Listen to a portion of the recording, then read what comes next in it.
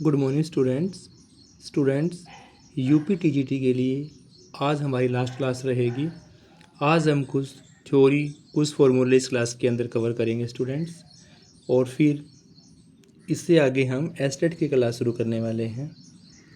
जितने भी बच्चे हमारे क्लास को देखते हैं, लाइक शेयर करते हैं, वो कमेंट करके बताएं कि हमें क्लास मैथ की शुरू करनी चाहिए, साइकोलॉजी की शुरू करनी चाहिए।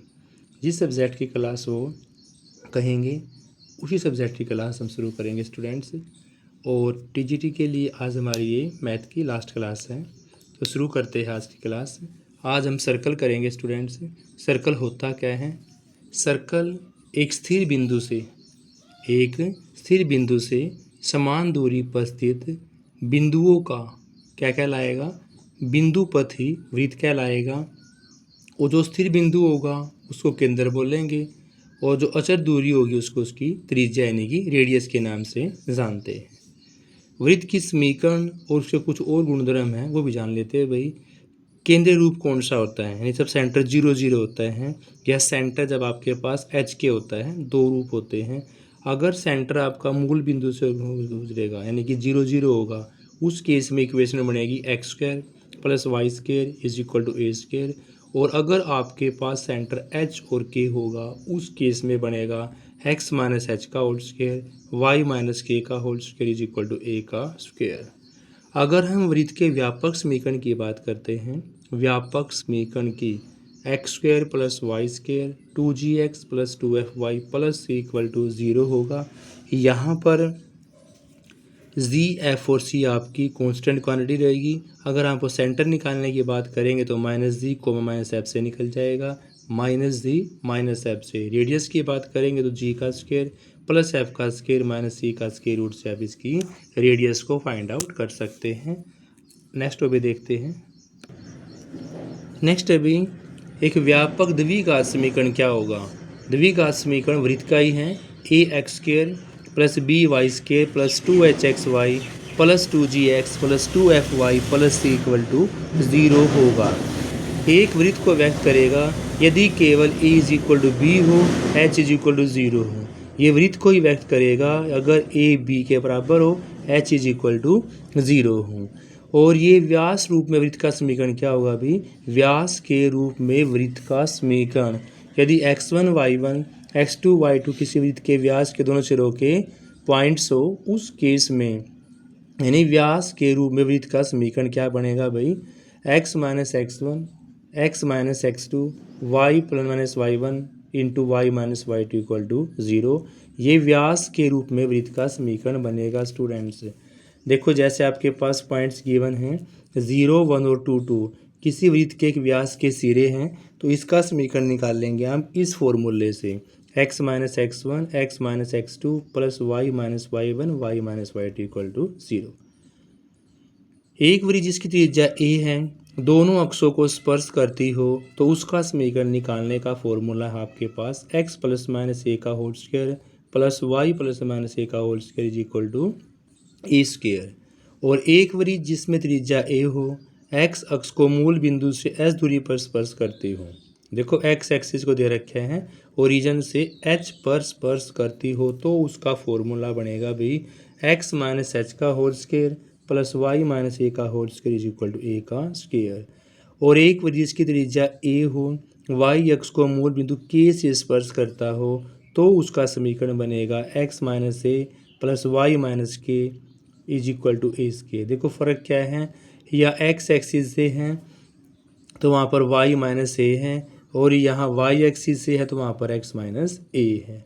और अगर दोनों एक्सिस को स्पर्श करता है फिर यहाँ पर x ± a और y ± a का होल स्क्वायर है। आगे देखते हैं स्टूडेंट्स स्पर्श रेखा निकालने का फॉर्मूला। रेखा वृत्त में देखो भाई, यदि वृत्त की त्रिज्या a हो, वृत्त के केंद्र से रेखा पर डाले गए लंब की लंबाई p हो। देखो आपके पास रेडियस a गिवन है और केंद्र से रेखा पर डाले गए लंब की लंबाई आपके पास p है। अगर p a से ग्रेटर होगा तो रेखा वृत्त के बाहर होगी। अगर परपेंडिकुलर डिस्टेंस a से बड़ी होगी, उस केस में रेखा वृत्त के बाहर होगी। अगर इक्वल होगी तो रेखा वृत्त को स्पर्श करेगी, और लेस होगी तो रेखा वृत्त की क्या बनेगी भी, जीवा बनेगी। और P इज इक्वल टू 0 ही बन जाता है तो रेखा वृत्त का क्या बनेगा भी, व्यास बनेगा। अगर P इज इक्वल टू 0 हो जाता है तो रेखा वृत्त का व्यास बनेगा। P लेस A होगा तो रेखा वृत्त की जीवा होगी, और P is equal to A होगा तो रेखा वृत्त को स्पर्श करेगी, ग्रेटर होगा तो रेखा वृत्त के बाहर होगी। स्पर्श प्रतिबंध निकालने का फॉर्मूला देखते हैं भाई। यदि वृत्त की त्रिज्या आपके पास A हो और वृत्त के केंद्र से रेखा पर डाले गए लंब की लंबाई आपके पास P हो तो रेखा कौन सी है आपके पास, y is equal to M X plus 3, और सर्कल कौन सा है, x square plus Y square is equal to A square को स्पर्श करता है। तो C निकालने का formula plus minus A 1 plus M square का root, C is equal to plus minus A 1 plus M square root होगा। स्पर्श बिंदु निकालने का फॉर्मूला होगा plus minus A M 1 plus M square का root plus minus A 1 plus M square का रूट, यानी कि स्पर्श बिंदु निकालने का formula plus minus A M 1 plus M square का रूट और plus minus A 1 plus M square के रूट से आप इसको आसानी से फाइंड आउट कर सकते हैं। नेक्स्ट फॉर्मूला आपका अभिलंब निकालने का है। नेक्स्ट अभिलंब निकालने का फॉर्मूला स्टूडेंट्स, आपके पास इक्वेशन पर होनी चाहिए X square plus Y square plus 2gx plus 2fy plus c equal to 0। ये इसकी व्यापक समीकरण है वृत्त का। और अगर पॉइंट्स आपके पास x1 y1 हो तो अभिलंब का समीकरण निकालने का फॉर्मूला है x माइनस x1 बाय में x1 plus g, y minus y1 by में y1 plus f. x minus x1 by x1 plus g और y minus y1 by y1 plus में एफ से आप आसानी से समीकरण निकाल सकते हैं अभिलंब का। नेक्स्ट अभी स्पर्श रेखा की लंबाई निकालने का फॉर्मूला देखो भी। स्पर्श रेखा की टेंजेंट की लंबाई निकालने का फॉर्मूला है, यदि s आपके पास x square Y square 2gx 2fc equal to 0 के बाद स्थिति कोई पॉइंट आपके पास x1 y1 तो स्पर्श रेखा खींची जाए। स्पर्श रेखा की लंबाई का फॉर्मूला है s1 का रूट। स्पर्श रेखा की जो लंबाई होगी वो s1 का रूट होगी। आपके पास एक पॉइंट्स गिवन होगा और उसकी इक्वेशन गिवन होगी। जैसे क्वेश्चन यहाँ दिया भी हुआ है, s1 के रूट से आप स्पर्श रेखा की लंबाई निकाल सकते हैं। आप पॉइंट्स आपके पास 2 और 5 हैं, एक इक्वेशन गिवन है, स्पर्श रेखा की लंबाई आपको निकालनी है। स्पर्श रेखा की लंबाई निकालने का फॉर्मूला एक ही होगा, s1 का स्क्वायर रूट। s1 का स्क्वायर रूट का फॉर्मूला क्या है भाई, यहाँ पर s1 के स्क्वायर रूट का फॉर्मूला बनेगा एक्स स्क्वायर वाई स्क्वायर, यानी कि आपके पास जो आपके पास इक्वेशन गिवन है स्टूडेंट्स वो आपने 2 5 पॉइंट से पास करवानी है, और जहाँ यहाँ से आंसर आएगा उसका अपने स्क्वायर रूट निकाल देना है। यानी कि जो आपके पास वृत्त की इक्वेशन गिवन है उसको पॉइंट से पास करवा के उसका रूट निकाल देना है। स्पर्शी युग्म का समीकरण निकालने के लिए आपके पास वृत्त का समीकरण दिया हुआ है x square Y square 2gx 2fy plus c equal to 0 के बाहर कोई पॉइंट्स होगा x1 y1 तो वहाँ पर दो स्पर्श रेखाएं खींची जाएगी। स्पर्श रेखाओं का सूक्त समीकरण होगा s1 is equal to T का स्क्वायर।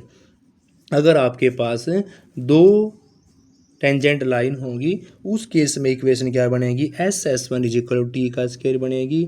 आपके पास पॉइंट 2 2 से वृत्त एक्स स्क्र वाई स्क्र 1 पर खींची गई स्पर्श रेखाओं का समीकरण निकालने के लिए जो इक्वेशन है वो पॉइंट से पास करवानी है, और s1 इज इक्वल टू क्या आना चाहिए आपके पास, टी का स्क्वायर आना चाहिए। नेक्स्ट देखो भाई, नेक्स्ट है नियामक वृत्त का समीकरण निकालने का फॉर्मूला। किसी वृत्त की दो जीवाएं अगर आपस में परपेंडिकुलर होती है, किसी पॉइंट्स पर प्रतिच्छेद करती है, तो वहाँ पर आपका पॉइंट्स इक्वेशन होगी एक्स के प्लस वाई स्क्र इक्वल ए स्क्र या एक्स के प्लस वाई स्क्र इक्वल 2 ए स्क्र के इक्वल होगी। यानी कि वृत्त और उसके नियाम वृत्त के केंद्र तो समान होते ही हैं, वृत्त की त्रिज्या दूसरे के रूट 2 टाइम्स होती हैं। जैसे आपके पास इक्वेशन गिवन है एक्स के प्लस वाई स्क्र जो 16 के नियामक वृत्त का समीकरण आपको यहाँ पर निकालना है। दिए गए वृत्त की त्रिज्या यहाँ पर 4 का स्क्वायर यानी कि 4 होगी। वृत्त की त्रिज्या क्या है, रूट 2 से इसको मल्टीप्लाई कर देना, कितनी होगी 4 इंटू में रूट 2। अब आपके पास समीकरण जो निकालना है, पहला समीकरण आपके पास था x square plus Y square equal to A square, अब है x square plus Y square equal to a का होल स्क्वायर। तो यहाँ पर रेडियस आपको पुट करनी है, रेडियस क्या है आपकी 4 रूट 2, यानी कि पुरानी रेडियस को किससे मल्टीप्लाई करना है, √2 से मल्टीप्लाई करके इक्वेशन में पुट कर देना है। तो यहाँ पर आपने 4√2 रखोगे तो यहाँ पे इक्वेशन आ जाएगी आपके 64। स्पर्श दीवार निकालने का फॉर्मूला देखो भाई, स्पर्श दीवार निकालने का फॉर्मूला है आपके पास वृत्त है S = x² + y² + 2gx + 2a + c = 0 के बाहर कोई पॉइंट्स होगा, पॉइंट्स x1 y1 हैं, तो वहाँ पर स्पर्श रेखा खींची जाएगी। तो स्पर्श रेखा का जीवा का समीकरण क्या होगा, t = 0। t = 0 से आप इसको आसानी से निकाल सकते हैं। आपके पास एक क्वेश्चन भी गिवन है भाई, जैसे 2 और 3 के सापेक्ष वृत्त की इक्वेशन में स्पर्श जीवा का समीकरण आपको यहाँ पर निकालना है। तो x(x1) + y(y1) + x + x1 + 2 × y + y - 1 = 0 कैसे निकालोगे अभी, जैसे x² y² 2gx 2fy + 1 = 0 होता है, उसको आपने इस पॉइंट से ब्रेकअप करना है। x(x1) + y(y1) + x + x1 + 2 × y + y - 1 = 0 और यहाँ पर पॉइंट्स रख देने हैं जहाँ से पास करवाई है 2 और 3। तो आपके पास जो इक्वेशन होगी वो आपकी स्पर्श जीवा का समीकरण निकल जाएगा। अगला फॉर्मूला देखते हैं भाई, ये 3-4 पॉइंट्स आपको पता होने चाहिए भाई कि दो वृत्तों की त्रिज्या अगर R1 R2 होगी तो वृत्तों के केंद्र क्या होने चाहिए भी, C1 और C2। तो वहाँ पर 3 पॉइंट्स निकल के आएंगे। अगर C1 C2 बड़ा होगा R1 + R2 से तो दोनों वृत्त अलग अलग होंगे और उभयनिष्ठ स्पर्श रेखाओं की संख्या कितनी होगी भी, आपके पास 4 होंगी। अगर C1 C2 सेंटर बड़ा होगा R1 + R2 से तो उस केस में दोनों ही वृत्त अलग अलग होंगे और जो कॉमन टेंजेंट होंगे वो 4 होंगे। और अगर वो ग्रेटर की बजाय इक्वल टू होंगे तो दोनों वृत्त दूसरे को बाहर स्पर्श करेंगे और उस केस में टेंजेंट लाइन की संख्या 4 ना और कितनी होगी भाई, 3 होगी। अगर C1 C2 = R1 + R2 होगा उस केस में 4 की बजाय कितनी होगी भाई, 3 होगी। और अगर C1 C2 R1 R2 के डिफरेंस के मोड के बराबर होंगे तो उस केस में अंतर स्पर्श करेंगे और अंतर स्पर्श में सिर्फ एक ही कॉमन टेंजेंट होगा। अगर लेस होगा तो उस केस में टेंजेंट रेखा की रेखा जो है 0 होगी और दूसरे को अंदर ही स्थित होंगे। दोनों ही वृत्त के सेंटर जो होंगे दूसरे के अंदर होंगे और वहाँ पर स्पर्श रेखाओं की लंबाई क्या होगी भी, 0 होगी। तो 4 केस है। अगर R1 - R2 का मोड C1 C2 से लेस होगा तो उस केस में आपकी 0 होगी, इक्वल होगा तो आपके पास 1 होगी और अगर R1 R2 के इक्वल होगा, मोड ना होगा, उस केस में 3 होगी और अगर सेंटर बड़ा होगा तो उस केस में 4 होगी। किसकी, टेंजेंट लाइन की, स्पर्श रेखाओं की संख्या आपके पास 4 3 2 1 होगी। तो स्टूडेंट्स इस प्रकार से आप क्वेश्चन का आसानी से सोल्व कर सकते हैं। सभी बच्चों को मेरी तरफ से एग्ज़ाम्स के लिए बेस्ट ऑफ लक। भगवान से दुआ करते हैं कि सभी बच्चों का एग्ज़ाम्स अच्छा हो और बच्चे को जॉब मिले ताकि उसके जीवन का जो मकसद है वो टारगेट पूरा हो जाए। Thank you students. क्लास को लाइक शेयर अवश्य करें और कमेंट करके बताएं कि जो बच्चे मेरे साथ जुड़े हैं उनका सेंटर किस जगह आया हुआ है। Thank you students, have a nice day. एक बार फिर सभी को best of luck for exams.